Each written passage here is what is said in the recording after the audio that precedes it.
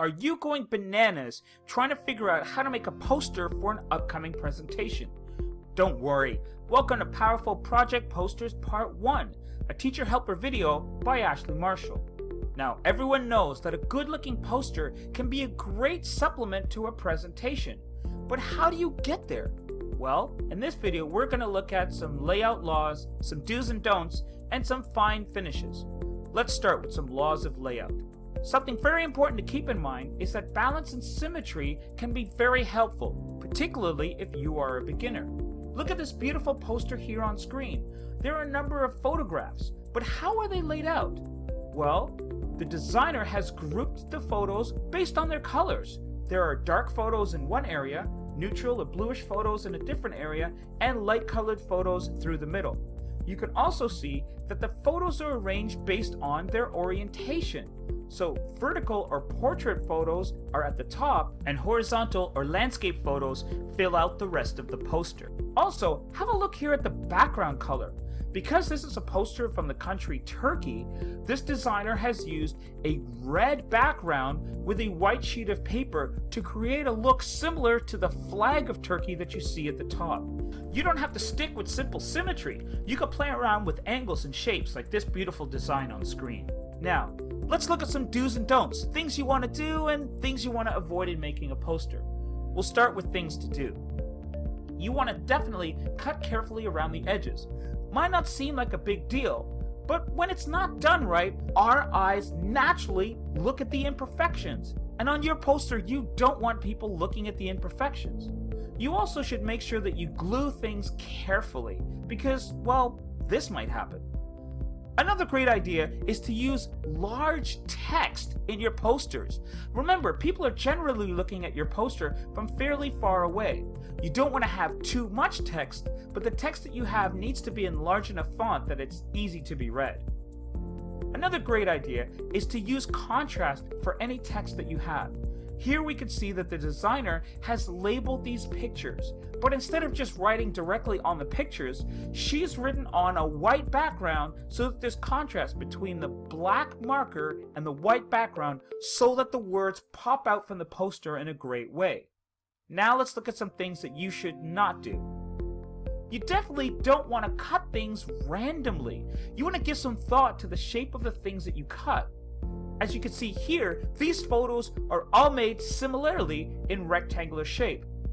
You don't always have to cut in squares and rectangles. As you can tell here, this is an abnormally shaped object, and our designer has decided to cut abnormally around it, but she's done so deliberately, and you'll want to do the same thing with yours.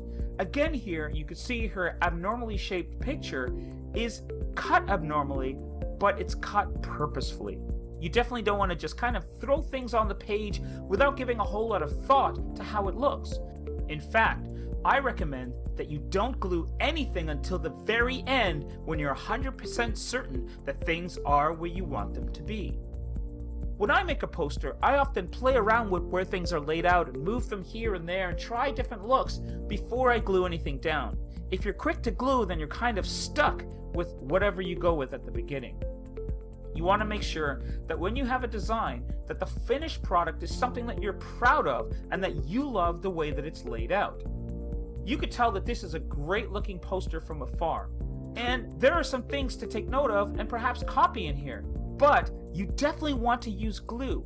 If you look closely, you could see that the scotch tape that's holding these photos sort of takes away from the beauty of the great looking photos that this person has used. Now let's look at some fine finishes. Contrast, as I mentioned, is something great, and this person has very cleverly used a marker to outline all of the things that are on this poster so that it pops out from the yellow background. And yellow background was very important here, in fact, because yellow and blue are the two colors of the flag of Ukraine, so she's picked yellow purposefully. But in this design here, we can see that they've chosen a white background. Now, white backgrounds give a very clean look, and I love what she's done here. There obviously is some balance with large, colorful photos in the opposing corners, but look how she's used pen to make some great floral designs just to sort of fill in the white space. Now this person had a lot of photos that they wanted to use, and they've cleverly rimmed the outside of the picture with the photos and put their text in the middle. Now this is brilliant design. There is a little bit of balance here with text on one side and photos on the other, but look how beautiful and simple it looks. They've played around with the angles of the photos, and very interestingly, they've not used the scissors at all to cut anything. Everything is torn very carefully, and even the space between pictures has been given some consideration here. You can use interesting things to create a design around the outside. Here's some glittering paper makes a nice border, and there's a border here as well. But look what this person's done. They've used toothpicks in an interesting way to create a flagpole for their flag. Titles are also very important, and a large, colorful title, centrally or properly placed, can be very effective. This one's cool because the flag of Eritrea is embossed underneath the words.